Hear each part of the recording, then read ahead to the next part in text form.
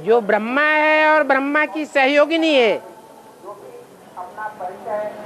ब्रह्मा रचयिता है और सहयोगिनी शक्ति सरस्वती रचयिता है या रचना है? रचना है। वो सहयोगिनी है, असिस्टेंट है, उतनी पावरफुल नहीं हो सकती जितना ब्रह्मा पावरफुल है। और इन त्रिदेवों में जो ब्रह्मा है वो भी रचना है, रचयिता नहीं है। ब्रह्मा किसकी रचना है? एक बाप की रचना है। रचयिता एक बाप है, इसलिए तीन मूर्तियों में एक के ऊपर एक रखा गया है। तो जो सर्वोपरि रचयिता बाप है, उसकी सहयोगिनी शक्ति पार्वती रचयिता को भी पार लगाने वाली है। जब तक रचयिता सहयोगिनी शक्ति का सहयोग न ले, तब तक वो भी पार नहीं हो सकता। इसलिए जो सरस्वती है, वो सरस्वती वाली आत्मा शरीर छोड़ने के बाद 9 प्रकार की देवियों में प्रवेश करती है। वो 9 प्रकार की देवियां सरस्वती की सहयोगिनी हैं। पहले थी यज्ञ में, आदि में, और जो आदि में सहयोगिनी थी उनमें नंबरवार उस देवी का प्रवेश होता है। किसका? ओम राधे सरस्वती का। तो कोई में अव्वल नंबर भी प्रवेश होता होगा, वो है छोटी माँ, जिसका नाम है पार्वती। उसमें अव्वल नंबर प्रवेशता होती है। इसलिए वो बाकी 8 को भी कंट्रोल करने वाली है प्रैक्टिकल जीवन में। जैसे नवरत्नों में बीच में बाप है और आसपास हैं 8 रत्न, ऐसे ही 9 देवियों में 8 देवी हैं आसपास और बीच में है पार्वती। वो सांप की कंट्रोलर है, इसलिए वो देवी की भुजाएं हैं। भुजाओं में ताकत ज्यादा होती है या भुजाओं को चलाने वाले में ज्यादा ताकत होती है? अष्टभुजा देवी वो 8 भुजाएं चलने वाली है, सहयोगी है। उनको चलाने वाली एक ही शक्ति है प्रैक्टिकल में। उस प्रैक्टिकल शक्ति में वो मम्मा ही प्रवेश करके पार्ट बजाती है। और वो पीछे भाई खड़ा हो गया।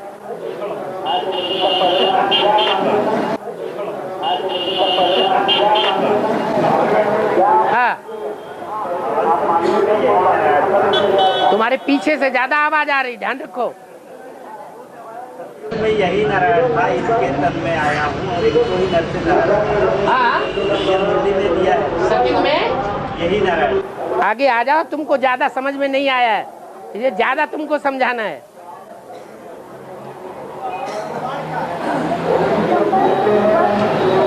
जिसे सत्ययुग कहा जाता है, उसका अर्थ क्या है? काहे का युग? सत्य का युग। वो सत्य के युग का फाउंडेशन सतयुग में ही पड़ेगा या संगम में पड़ता है? संगम में पड़ता है। तो सतयुग के जो 8 जन्म हैं, जहां दादा लेखराज उर्फ कृष्ण की आत्मा जन्म लेगी प्रैक्टिकल जीवन धारण करके, वो ही 8 जन्म सतयुग हैं, या उससे पहले संगम युग में भी सतयुग है? वो नहीं समझ में आया? अब आ गया? अब आ गया। हाँ, बाबा जी संदेशों द्वारा जो चित्र बनाए गए थे ना, संदेशियों द्वारा, हाँ, संदेशों द्वारा जो चित्र बनाए गए, 3 चित्र पहले बनाए गए, त्रिमूर्ति, गोला और झाड़। नहीं है, त्रिमूर्ति, गोला और झाड़। हाँ जी। वो संदेशी कौन थी यज्ञ के आदि में जिनकी बुद्धि में वो आए? वो तो दीदी दादियों से जाके पूछो।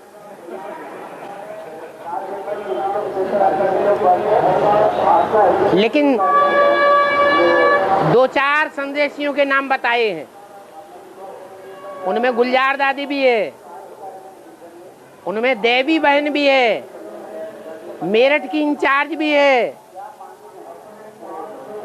ऐसे कुछ एक के नाम भी बताए हैं। बाकी कई संदेशियों को कई बार भेजा गया, और जो चित्रकार चित्र बनाने वाला था, दुनियावी आदमी, उसके सामने उसका करेक्शन रख करके सुधरवाया भी गया। कोई एक संदेशी नहीं थी। और हाँ जी, कहाँ बोला?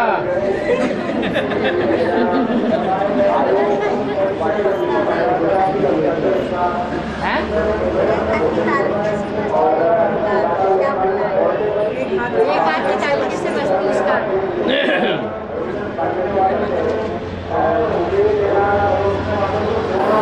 एक हाथ देखने में आता है या नहीं है?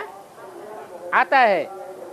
अब ये 2 हाथ हैं, ये देखने में आते हैं या नहीं? और ये दोनों मिलकर के एक दूसरे में प्रवेश कर जाएं तो एक देखने में आएगा या 2? बाप दादा एक हैं या 2? एक कंबाइंड है ना? तो ऐसे ही एक हाथ की ताली बजाओ, अर्थात ताली बजती है तो आवाज होती है या नहीं? होती है। एक है रुद्रमाला हाथ, एक है विजयमाला हाथ, ये 2 हाथ हैं। आवाज किसकी पहले फैलेगी? रुद्रमाला बायां हाथ, विजयमाला दायां हाथ। आवाज फैलाने की जो बात है दुनिया में, वो एडवांस पार्टी आवाज फैलाएगी या विजयमाला पहले आवाज फैलाएगी? बाप की प्रत्यक्षता का निमित्त कौन बनेंगे? है? विजयमाला बनेगी।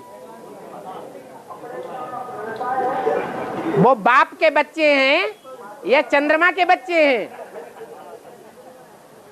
बाप को प्रत्यक्ष करने वाले बाप के बच्चे होंगे या चंद्रमा के बच्चे चंद्रवंशी होंगे? तो वाचा से प्रत्यक्ष करेंगे, मीडिया से प्रत्यक्ष करेंगे या प्योरिटी से प्रत्यक्ष करेंगे? मीडिया से प्रत्यक्ष करेंगे। इसलिए एक हाथ की ताली बजाओ। वो प्रवेश करने वाली आत्माएं रुद्रमाला के अंदर प्रवेश करके पाठ बजाती हैं। वो सहयोगी हैं, वो राइट हैंड हैं। इंप्रेशन डालने वाली हैं, इंस्पिरेट करने वाली हैं। तो 2 हाथ एक में ही समाये हुए हैं। इसलिए एक हाथ की ताली बजाओ, 2 हाथ की नहीं। और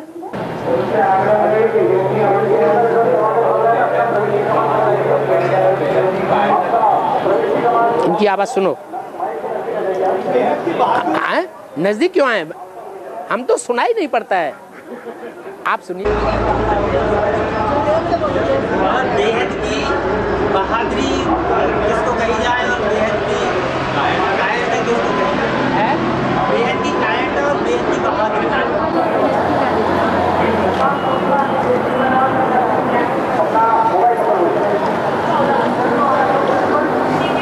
दुनिया में जो देह का अहंकार दिखाने वाले हैं, जिस्मानी लड़ाई लड़ने वाले हैं, वो जिस्मानी बहादुरी दिखाते हैं। और जो रूहानी आत्माएं हैं, रूहानी लड़ाई लड़ने वाले हैं, वो जिस्मानी बहादुरी नहीं दिखावेंगे। कौन सी बहादुरी दिखावेंगे? रूहानी। रूह की एकाग्रता सिद्ध करेंगे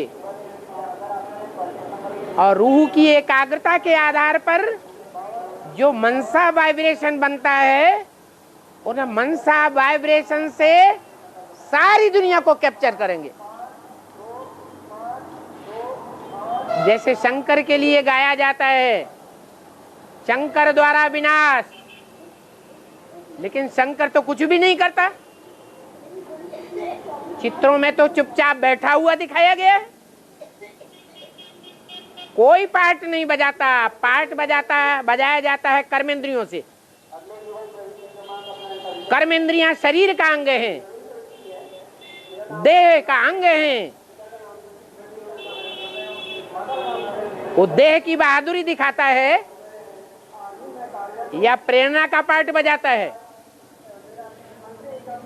मनसा के वाइब्रेशन से दूसरी आत्माओं से कार्य करा लेता है।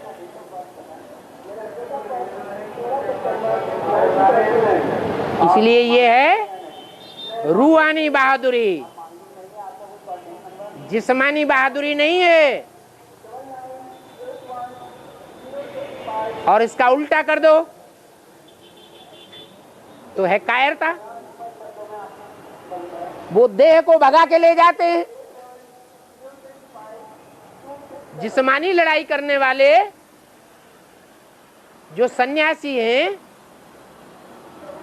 वो काम विकार से लड़ाई लड़ते हैं या देह को भगा के ले जाते हैं? वो देह को भगा के ले जाते हैं। जिस्मानी लड़ाई करने वाले भी अगर हार जाते हैं लड़ते लड़ते, तो जिस्म को भगा के ले जाते हैं। उन्हें कहा जाता है कायर। यहां रूहानी लड़ाई लड़ने वाले हैं जो ज्ञान में चलते चलते भाग जाते हैं। रूहानी लड़ाई लड़ना बंद कर देते हैं, ज्ञान में चलते चलते अज्ञानी बन जाते हैं, शादियां करके बैठ जाते हैं। वो हैं कायर। उनको बहादुर नहीं कहेंगे। और 4,000 रुपए मेरे माटी आए हैं और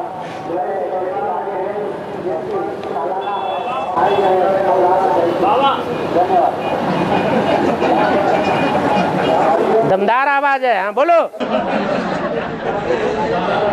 हमारे शरीर में खाने से खून कैसे बनता है?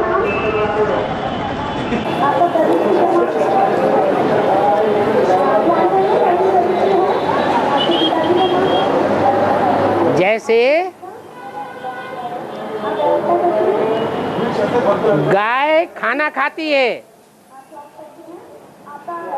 तो चबा चबा के खाती है या ऐसे ही निगल जाती है? चबाती है। तो खून अगर ज्यादा बनाना है तो क्या करना है? अच्छी तरह चबाना है। एक होता है हद का खून, और आप तो बेहद के खून की बात कर रहे होंगे, हैं? कौन से खून की बात कर रहे हैं? बेहद के कहेंगे तो शर्म आएगी।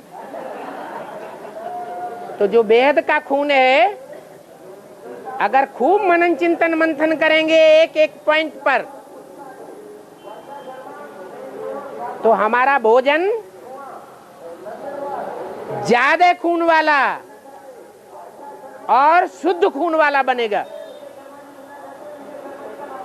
और जैसे रिवाजी हालत भक्ति मार्ग में गुरुओं का भाषण सुनते हैं और पल्ला झाड़ के चले जाते हैं, ऐसे ही सुनते रहेंगे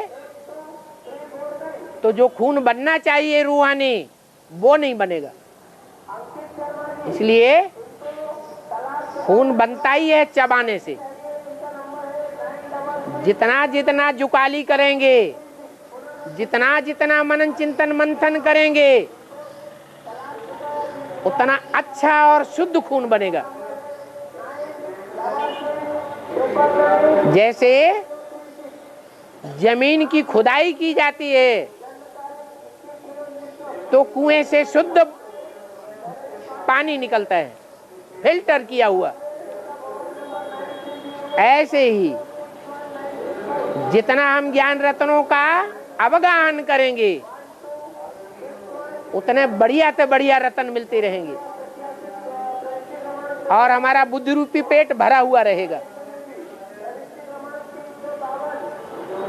होमियोग्लोबिन 14% बना रहेगा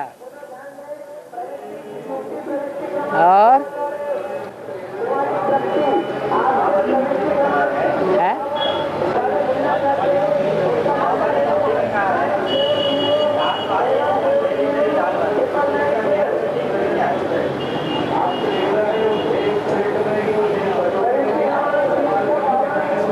आगे ही बैठ जाओ ना, यहाँ बैठ जाओ, यहीं बैठ जाओ। हाँ हाँ हाँ, unknown warriors but very well known warriors. Unknown warriors पहले और वेल नोन बाद में। तो अभी जो पुरुषार्थी जीवन चल रहा है, वो दुनिया में अननोन वॉरियर्स बैठे हुए हैं, ब्राह्मण। और जब दुनिया बदल जाएगी तो कैसे वॉरियर्स हो जाएंगे? वेरी वेल नोन वॉरियर्स हो जाएंगे। इतने ऊंचे वॉरियर्स होंगे कि जैसे दुनिया आसमान में सितारों को देखती है ऐसे करके, और बहुत ऊंचे हैं। ऐसे 9 लाख सितारों की तरह आसमान में चमकेंगे ये धरती के चैतन्य सितारे। और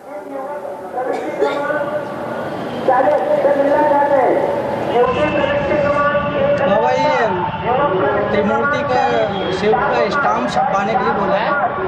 एक मुरली में पॉइंट आया है कि तुम बच्चों को त्रिमूर्ति स्टाम्प सरकार के सामने टिकट छपवाना है। ये त्रिमूर्ति का अर्थ चित्र यथार्थ नहीं है। तुम बच्चों को त्रिमूर्ति का यथार्थ चित्र बनाना चाहिए। माने ये जो त्रिमूर्ति अभी छपाई गई है बेसिक नॉलेज में या एडवांस में भी बनाई जा रही है, वो मुरलियों के अर्थों के अनुसार नहीं है। मुरलियों में जो बाबा कहना चाहते हैं उस सच्चाई के मुताबिक नहीं है, जिसको बाहर की दुनिया की कहावतों से टैली किया जाए। बाहर की दुनिया में कहावत है विश्व विजय करके दिखलावे। तो ये त्रिमूर्ति जो दिखाई जा रही है चेहरा, यह बेसिक वालों ने जो त्रिमूर्ति छपाई है मेगा प्रोग्राम में, वो विश्व विजय करती है या कोई यथार्थ त्रिमूर्ति और है जो संसार में प्रत्यक्ष होगी, 3 चेहरे। और कोई कोई एडवांस ब्राह्मण हैं जिनकी बुद्धि में बैठ गई है। कौन कौन से वो 3 चेहरे हैं जो सारे विश्व के अंदर विजय प्राप्त करने वाले हैं? विश्व विजय करके दिखलावे, तब हो बे प्रणपूर्ण हमारा, झंडा ऊंचा रहे हमारा। ये कपड़े का झंडा है या कोई चैतन्य आत्माएं हैं शरीर रूपी वस्त्र वाली, जो सारे संसार में चमकेंगी, सारी दुनिया उनको पहचानेगी। विजयी विश्व तिरंगा प्यारा, सारे विश्व पर विजय प्राप्त करने वाला, 3 रंगों वाला ये चैतन्य कपड़े का झंडा है, जो सारी दुनिया को पहचान में आवेगा, जिसे त्रिमूर्ति शिव कहा जाता है। ये यथार्थ चित्र बनाना चाहिए। लेकिन कौन बनावेंगे? सिर्फ बनावेंगे या समझावेंगे भी? सिर्फ बनाया और कोई समझने के लिए आ गया हमें समझाओ कि ये 3 चेहरे ब्रह्मा विष्णु शंकर हैं, प्रैक्टिकल में पार्ट बजाए रहे हैं, बहनों से जाके समझो। ब्रह्मा कुमारियां समझाएंगी, हम नहीं समझा पाएंगे।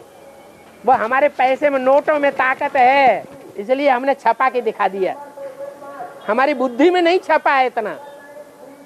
तो जिनकी बुद्धि में ही नहीं छपा है, अगर बुद्धि में छपा भी है तो प्योरिटी की पावर इतनी नहीं है जो प्रैक्टिकल में किसी की बुद्धि में बैठा सके, तो त्रिमूर्ति का झंडा बुलंद कर सकेंगे। त्रिमूर्ति का झंडा बुलंद करने के लिए मनसा, वाचा और कर्मणा एक होनी चाहिए। अगर फर्क है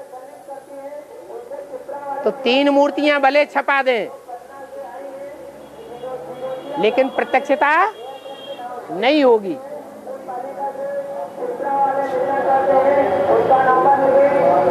इसलिए बाबा ने तो बोला है कि त्रिमूर्ति का जो यथार्थ चित्र है वो बनाना चाहिए, लेकिन बनाने के लिए ऐसी अपने में फितरत भी पैदा करनी है, ऐसे गुण भी धारण करने हैं। ऐसे नहीं धन के नशे में आकर के छपा दें।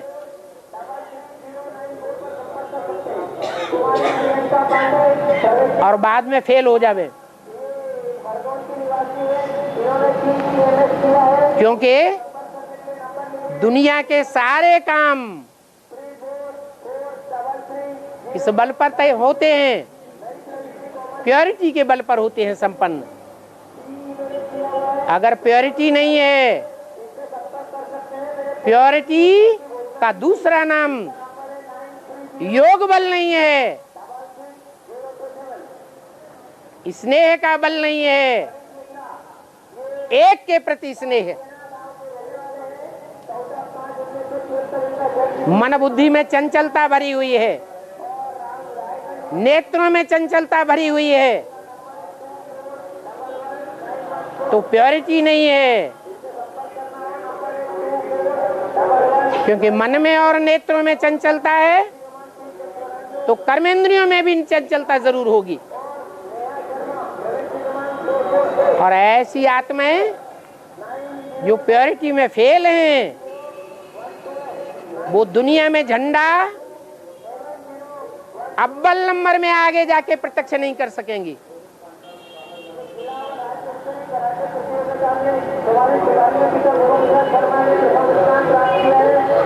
और है जो स्टाम्प टिकट के लिए आया है, जो जैसे गांधी जी के टिकट वगैरह डाक टिकट छपे रहते हैं, ऐसे त्रिमूर्ति स्टाम्प टिकट छपने का जैसे हाँ, कैसे भी छपाओ, यथार्थ चित्र छपाने की बात है। गांधी जी का एक चित्र छपा दिया, माने गांधी जी राम राज्य लाने वाला है। लेकिन ये बात सत्य है क्या? राम राज्य आया या रावण राज्य आ गया? और ही रावण राज्य आ गया। इसलिए गांधी जी का चित्र नहीं चाहिए।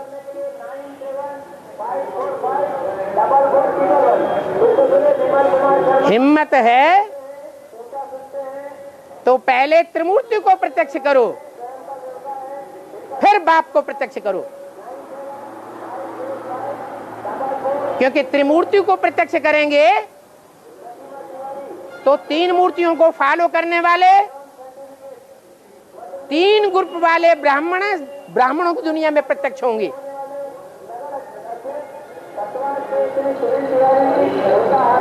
नंबरवार ग्रुप हैं तीन। भक्ति मार्ग में उनको कहा जाता है ब्रह्म समाजी, वैष्णव पंथी, शैव समाजी। झाड़ के चित्र में भी तीन दिखाए गए हैं, एक नीचे से लेकर के ऊपर तक अपने धर्म के पक्के सूर्यवंशी, दूसरे दाईं ओर के धर्मों में, भारतीय धर्मों में कन्वर्ट होने वाले, और थर्ड क्लास हैं बाईं ओर के धर्मों में कन्वर्ट होने वाले, विदेशी धर्मों में। ये तीन प्रकार के ब्राह्मण हमारी ब्राह्मणों की दुनिया में बैठे हुए हैं। तीनों प्रकार के ग्रुप मिलकर के एक हो जाएं और पहले त्रिमूर्ति को प्रत्यक्ष करें। बाद में साबित होगा कि इस तीन मूर्तियों में ऊंचते ऊंच कौन। जैसे कौरव गवर्नमेंट दिखाती है गांधी जी का चित्र, वैसे फिर पांडव गवर्नमेंट दिखाएगी बाप का चित्र।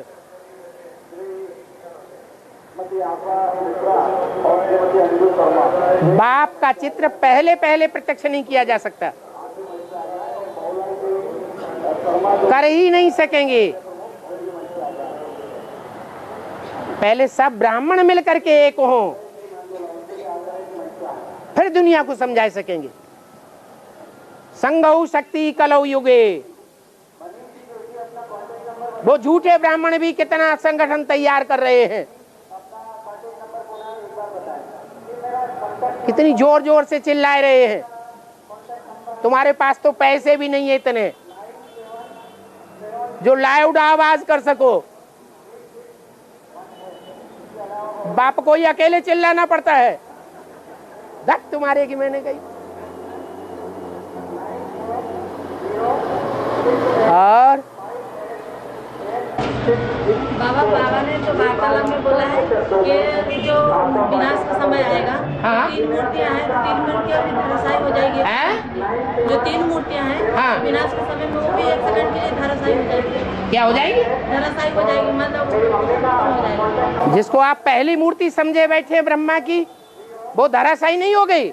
नहीं बाबा, एक तो हो गई, लेकिन तीन मूर्तियों के लिए बाबा ने बोला ना, तीन मूर्तियों के लिए बाबा ने बोला ना। बाबा ने बोला तीनों मूर्तियां धराशायी हो जाएंगी। एक सेकंड के लिए हो जाएंगी। ये विष्णु पार्टी ने कहा या बाबा ने कहा? बाबा ने वार्तालाप विजय बिहार की वार्तालाप में बोला। विजय बिहार के वार्तालाप में बोला तीनों मूर्तियां धराशायी हो जाएंगी, एक हम ही रह जाएंगे।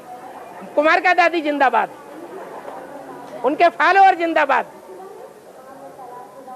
बाप ने कहा है। वो कैसेट लाना अगली बार जब आए तो। भला क्या नाम है आपका? नाम बता दो।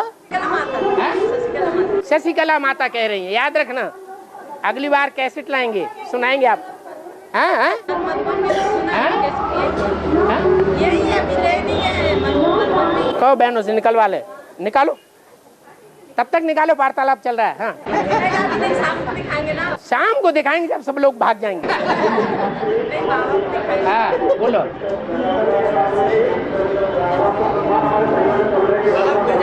प्रजापिता वाली आत्मा, यानी इसमें प्रजापिता वाली आत्मा पहले यज्ञ से जाती है 42 में, और बाद में माता जाती है 47 में माता चली जाती है। माताएं जाती हैं। हाँ लेकिन जब ज्ञान में दोबारा जब आती है दोनों आत्माएं, तो पहले प्रजापिता वाली तो बाद में आती है, और मम्मी वाली आत्मा पहले आ जाती है ज्ञान में 65 दोबारा जन्म।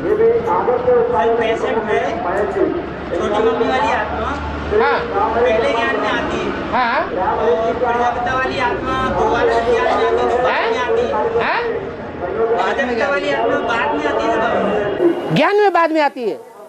ज्ञान किसे कहा जाता है? ज्ञान माने क्या? किस बात का ज्ञान? ज्ञान में भी पहली मुख्य बात कौन सी है? जिसका ज्ञान होना चाहिए तो कहें ज्ञानी। माता की पहले पहचान होती, हो गई 66 में हो गई पहचान। अरे ज्ञान या अज्ञान? अरे ज्ञान में आती या अज्ञान में आती? कौड़िया बन के आती, हीरा बन के आती? कौड़िया में अज्ञान अंधेरा, और हीरा में उजेला। क्या बन के आती? बड़ा भगत है, बैठ जाओ। है पहले प्रजापिता वाली आत्मा गई और बाद में माता वाली गई, तो लेकिन जब दोबारा ज्ञान में आना होता है तो पहले फिर तुम ज्ञान, ज्ञान किसे कहते हो? अरे तुम ज्ञान किसको कहते हो? यज्ञ माने क्या? अरे यज्ञ माने क्या है? अरे ज्ञान माने क्या? जानकारी, किसकी जानकारी? माता पिता की जानकारी, मात की पहले जानकारी। बाप की जानकारी। बाप की जानकारी हुई 66 में। आंखें बड़ी बड़ी कर ली। अरे 66 में जानकारी हुई, खत्म बात। और तो 76 में हुई बाबा। हाँ, जो अंतर हुआ ना, मतलब गैप जो है, कहाँ गैप हुआ? एक 65 में और एक बाद में, मतलब 69 में। अरे किस बात में? पहचान हुई 76 में और 66 में माँ को। फिर तो अज्ञान में आई ना? अज्ञान में आई या ज्ञान में आई? अज्ञान में आई। और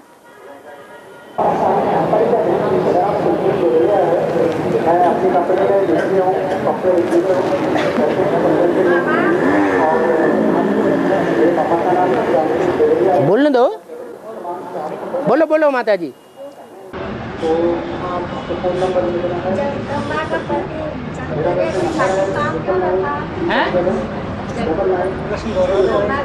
कान खोल के सुनो जल्दी। हाँ, जगदम्बा का पति शंकर है। हाँ,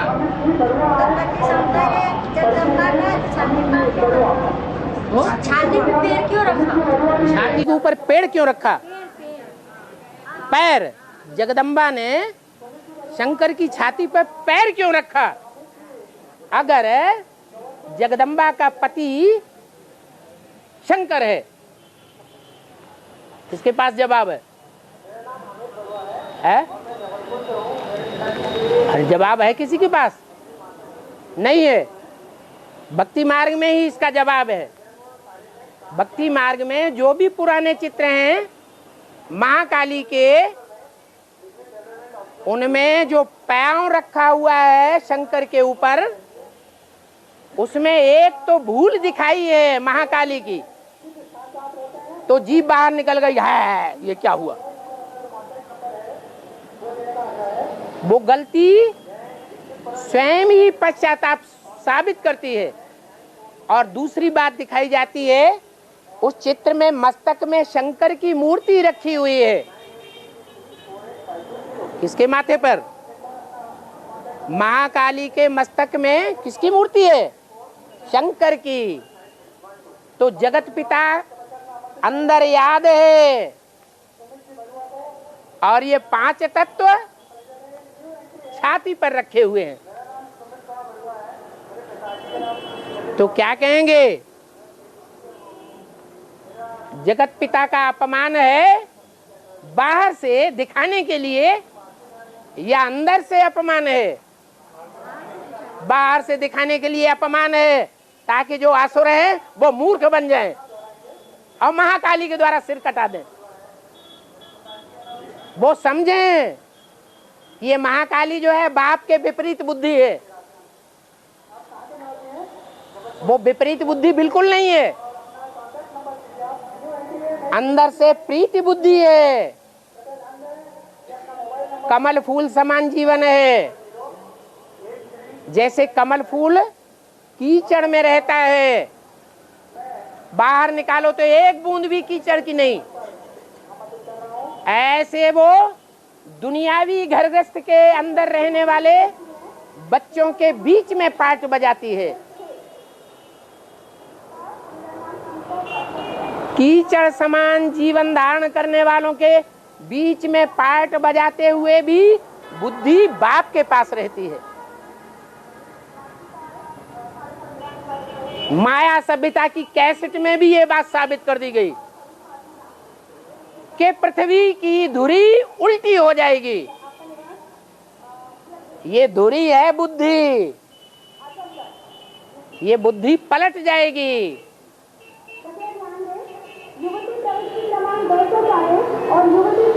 असुरों के लिए महाकाली साबित होगी और जो देवात्माएं हैं उनके लिए महागौरी साबित होगी। इसलिए पार्वती के लिए भी दिखाया जाता है कि पार्वती का एक ऐसा रूप भी है जो महाकाली का रूप धारण करता है। सीता का भी एक ऐसा रूप है जो महाकाली का रूप धारण करता है। दोनों के संस्कार मिलकर के एक होते हैं तो महालक्ष्मी बनती है। और बहुत ठंडा है, गला खराब करेगा। हाँ जी,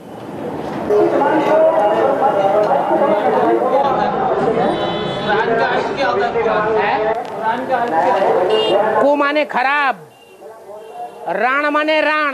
भारत की राण नहीं, भारत की राण नहीं। कहाँ की राण? विदेशों की या भारत की? विदेशों की राण।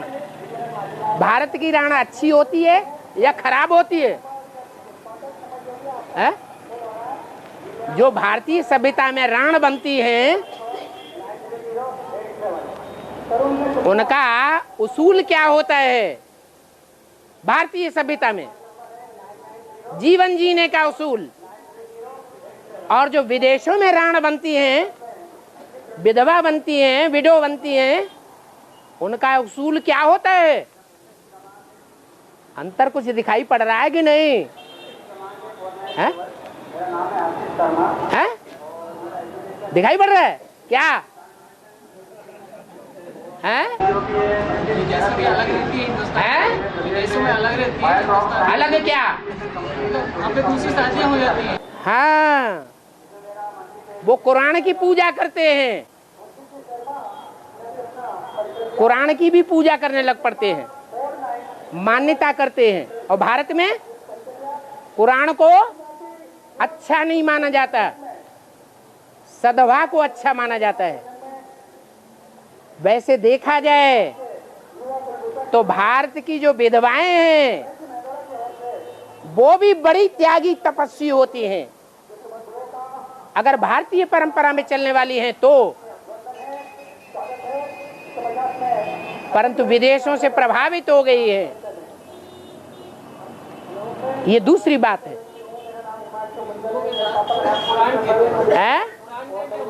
कुरान का मतलब यही है, जिसने दूसरे को खसम बना लिया, शिव बाबा की मत को छोड़ दिया और विष्णु पार्टी को अपना भगवान बना लिया।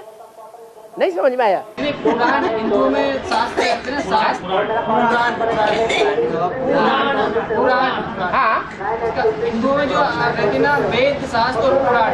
हाँ हाँ। कुरान का मतलब, अरे गीता का मतलब क्या?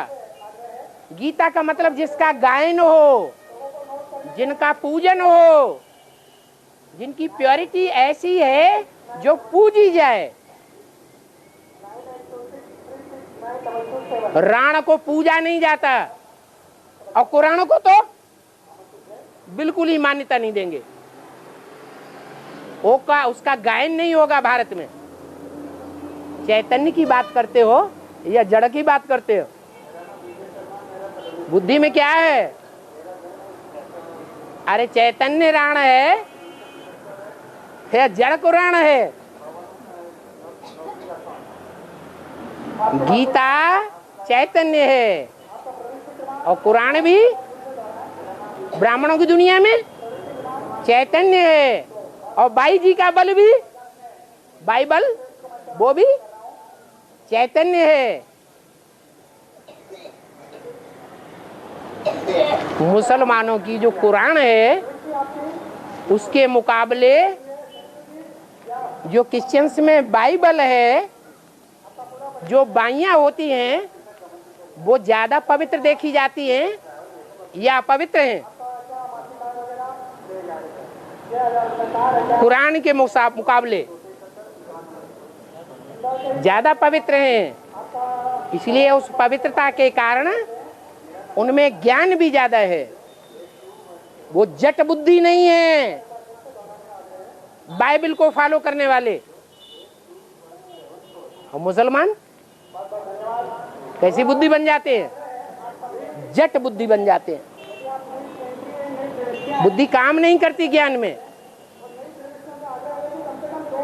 कुरान में जैसे मिलिट्री का मार्शल आर्डर ही आर्डर देता है, ज्ञान की कोई भी समझानी नहीं, ऐसे आर्डर ही आर्डर हैं, मिलिट्री आर्डर, समझानी बिल्कुल नहीं ज्ञान की। ये भारी अंतर है। ब्राह्मणों की दुनिया में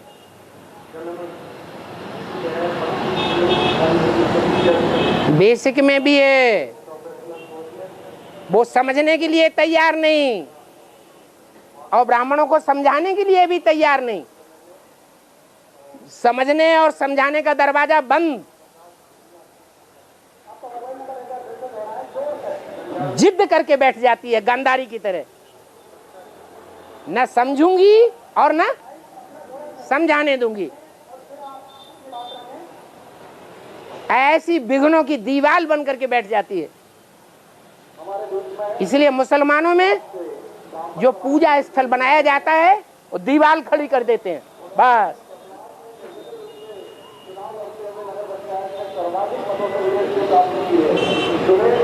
उसी को माथा टेकते हैं। हाँ।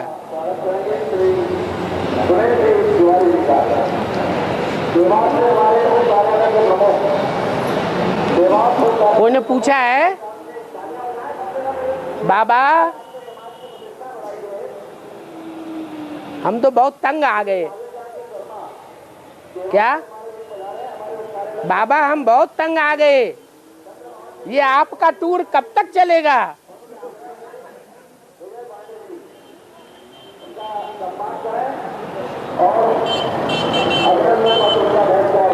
है? अच्छा, ये सरेंडर वाला कह रहा होगा कि नॉन सरेंडर कह रहे होंगे? ये प्रश्न किसका होगा बताओ? है? सरेंडर वर्ग का होगा कि नॉन सरेंडर वर्ग का? है? है? क्या? जोर से बोलो। अच्छा, फायदा किसको हो रहा है टूर से और नुकसान किसको हो रहा है टूर से? सूर्यवंशियों सूर्यवंशियों को फायदा हो रहा है। जो ना, अच्छा, एक भाई कह रहा है कि जो नॉन सरेंडर हैं वो सूर्यवंशी हैं, उनको फायदा हो रहा है, और जो सरेंडर हैं वो नॉन सूर्यवंशी हैं, उनको नुकसान हो रहा है। इसका मतलब काशी नगरी में जो जाने वाले हैं, काशी नगरी में जो बैठने वाले हैं, वो सरेंडर हैं या नॉन सरेंडर? किसने बोला? इधर किसने बोला? मैंने बोला। आपने बोला? माने जो सरेंडर है वो नॉन सूर्यवंशी है, ये बोला? हाँ, क्या बोला? यहाँ क्लास में आने वाले में सूर्यवंशी जो होंगे उनको फायदा पड़ेगा। जो क्लास में आए हैं यहाँ, तो जितने बैठे हैं वो सब क्लास में आने वाले हैं? माने जितने बैठे हैं वो सब सूर्यवंशी हैं? हाँ, सब सूर्यवंशी नहीं है, ये बात पक्की है। हाँ, बात हो रही थी सरेंडर और नॉन सरेंडर की। नॉन सरेंडर जो हैं उनका ये प्रश्न है, सबका नहीं है क्या? सबका नहीं है, किसका है? नॉन सरेंडर में भी जो परेशान नहीं हो रहे हैं टूर से, जिनको लगता है कि बाबा जितना टूर लगाएंगे उतना पब्लिक का भला होगा, जो नॉन सरेंडर हैं उनको बहुत फायदा होगा, और जो सरेंडर इधर उधर फैला हुआ है चारों ओर, उनका भी भला होगा। तो भावना शुभ है या अशुभ है? शुभ भावना है, उन्हें सूर्यवंशी कहेंगे या नॉन सूर्यवंशी कहेंगे? सूर्यवंशी कहेंगे। ऐसे नहीं कि सरेंडर्ड वर्ग में सूर्यवंशी नहीं है, शुभ भावना शुभ कामना वाले नहीं है, लेकिन नॉन सरेंडर सरेंडर्स में ऐसे भी हैं जो तंग आ गए हैं। काहे से? बाबा के टूर करने से।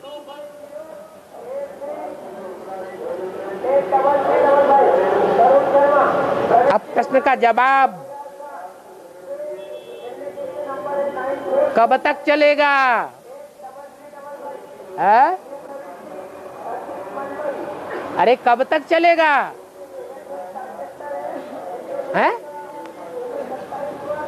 कमाल है।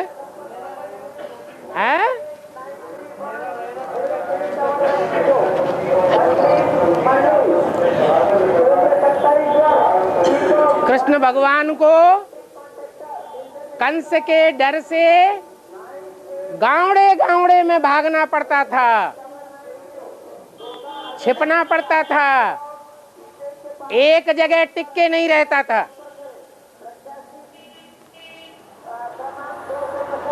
शंकर भगवान को भस्मासुर के डर से सारी दुनिया में भागते भागते फिरना पड़ा, कहीं एक जगह पांव टिका के रह नहीं सकता। और राम को रावण से लड़ने के लिए कहां रहना पड़ा? कांटों के जंगल में फिरना पड़ा। ये दुनिया कांटों का जंगल है, कोई छोटे कांटे, कोई बड़े कांटे हैं। अगर कहें कि सब ब्राह्मण परिवार के संबंधी हैं, संबंध सुख देने के लिए होते हैं या दुख देने के लिए होते हैं? काहे के लिए होते हैं? सुख देने के लिए संबंध होते हैं। तो वो संबंधों की भाषा अभी नहीं आ रही है। चाहे राम हो भगवान, चाहे कृष्ण हो भगवान, चाहे शंकर हो भगवान, ब्राह्मणों की दुनिया में ये भगवान प्रैक्टिकल जीवन में अभी पार्ट बजा रहा है या नहीं बजा रहा है? बजा रहा है। जब तक कंस न मारा जाए, जब तक भस्मासुर न मारा जाए, जब तक रावण न मारा जाए, तब तक ये टूर लगाना बंद नहीं होगा, चलता ही रहेगा। और इंदौर में तो ऐसी आना चाहिए है, इंदौर में तो ऐसी कृपा दृष्टि रहनी चाहिए। कृपा दृष्टि, तो भक्ति कृपा भगत चाहते हैं या भगवान के बच्चे चाहते हैं? कृपा की बात जो है वो भक्ति मार्ग में चलती है। कृपा मांगना, मंगता बनना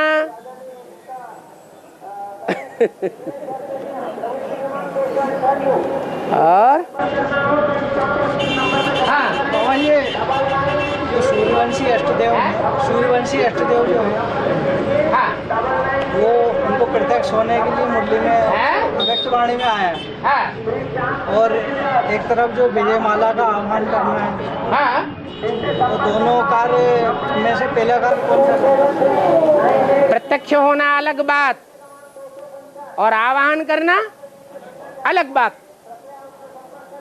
इन दोनों में साम्य कैसे कर लिया? नहीं मतलब ये पहले कौन सा कार्य संपन्न होगा, बाद में कोई का आवाहन किया जाता है तो जिसका आवाहन किया जाता है वो बुद्धि में याद आता है या नहीं आता है? है? आता है। और जिसका प्रैक्टिकल जीवन में आवाहन किया जाएगा उसका जन्मदाता पहले आवेगा या बाद में आवेगा? जिसका आवाहन किया जाना है उसका जन्मदाता कोई है या नहीं है? है? उसका जन्मदाता है। वो जन्मदाता पहले बुद्धि में आना चाहिए, उसके बाद उसका आवाहन हो सकता है।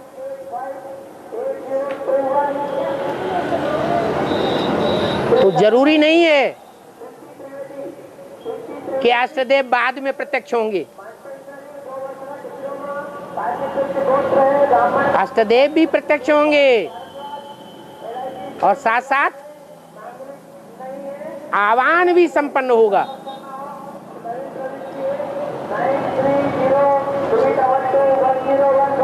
8 अष्टदेव हैं, तो लास्ट वाला लास्ट में प्रत्यक्ष होगा या पहले प्रत्यक्ष होगा? है? लास्ट वाला लास्ट में प्रत्यक्ष होगा और लास्ट सो फास्ट होगा। और जिसका आवाहन करने के लिए डायरेक्शन दिया गया है वो भी लास्ट में प्रत्यक्ष होगा या फर्स्ट में प्रत्यक्ष होगा?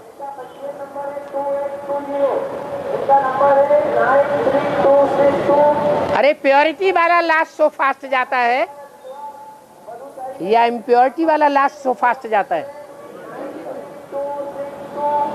तो जिसका आवाहन करने के लिए बोला गया वो प्योरिटी में फर्स्ट क्लास है या नंबरवार है? हैं? फर्स्ट क्लास है। तो लास्ट में आवेगा फिर भी फास्ट जावेगा। उसका कोई भी प्रैक्टिकल कर्म, चलो सेवा का भी कर्म हो, वो 1 सेकंड में प्रत्यक्षता करने वाला होगा। मनसा में संकल्प हुआ और संकल्प के साथ साथ प्रत्यक्षता प्रैक्टिकल में होगी। और कोई अधूरी नॉलेज लेने वाला है, उसको यही पता नहीं है कि ब्राह्मणों की दुनिया में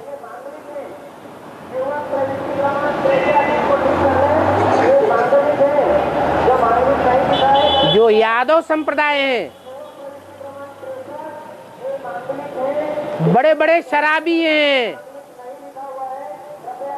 बड़े बड़े कबाबी हैं, बड़ी बड़ी महल अमाड़ियों अटारियों वाले हैं, बड़े से बड़े विदेशी हैं, फॉरेन करने वाले फॉरेनर्स हैं। उनकी बेहद की शराब क्या है? इनसे संपर्क करना हो तो नंबर लिखिए 94248767 है? है? देवान शराब है। जो शराबी होंगे वो दृष्टि का व्यभिचार जरूर करेंगे।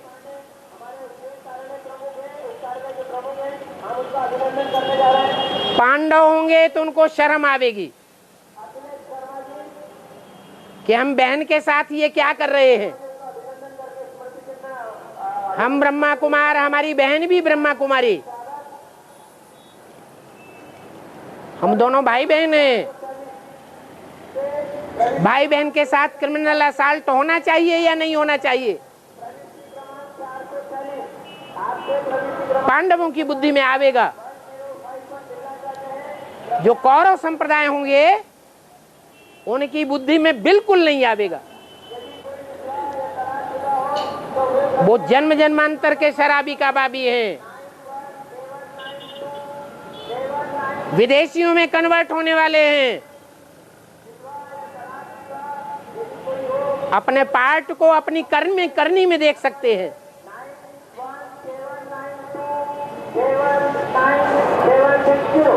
ये दृष्टि की शराब ब्राह्मणों की बेसिक दुनिया से ही चलती चली आई है।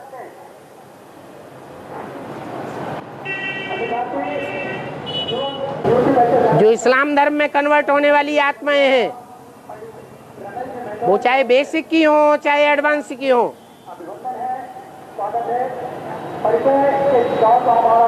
वो शराब का पीना नहीं छोड़ती है। तीर्थ यात्रा में जावेंगे, कोई पार्टी को भी तीर्थ यात्रा कराने ले जावेंगे, भगवान के घर में ले जावेंगे, वहां भी छुपा के शराब पिएंगे। कोई तो ऐसे हैं खुद भी पीते हैं और फॉलोअर्स को भी पिलाते हैं। ऐसी ऐसी कान में बातें डालते हैं जिनसे फॉलोअर्स की भी बुद्धि वृत्ति खराब हो जाती है। और तीर्थों में ऐसी वैश्याएं भी बैठी रहती हैं जो ये धंधा करने के लिए शह देती हैं।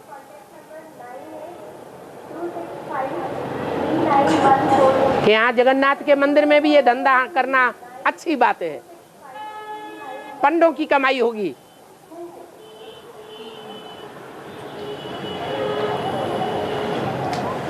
तो ये बेहद की शराब है।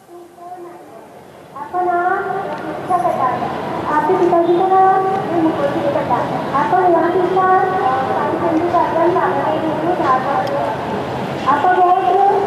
कृष्ण के जो 7 भाई थे वो बेहद में कहाँ होंगे?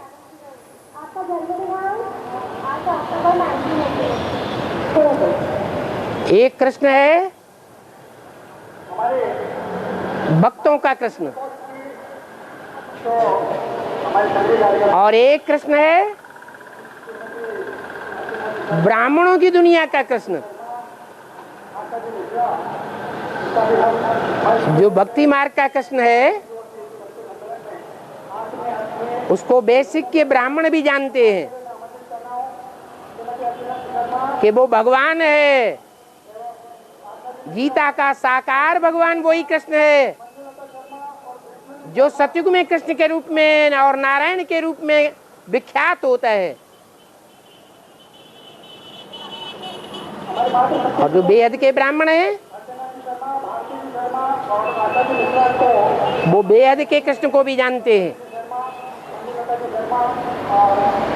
बेहद का कृष्ण है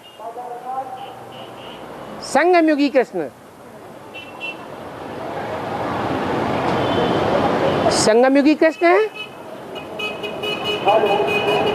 उसके भी 7 भाई साबित होते हैं। और जो सतयुग का कृष्ण है उसके भी 7 भाई हैं,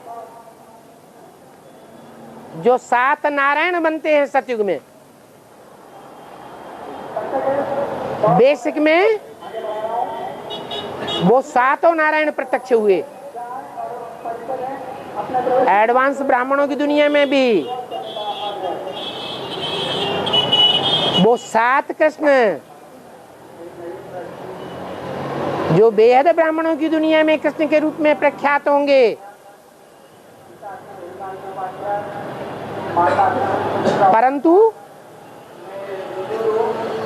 वो 7 को कंस कोस लेता है और 8वां कृष्ण कंस के कोसावे से बच जाता है। अनिश्चय बुद्धि होने से बच जाता है, जिसके लिए झंडे में भी लिखा जाता है सत्यमेव जयते।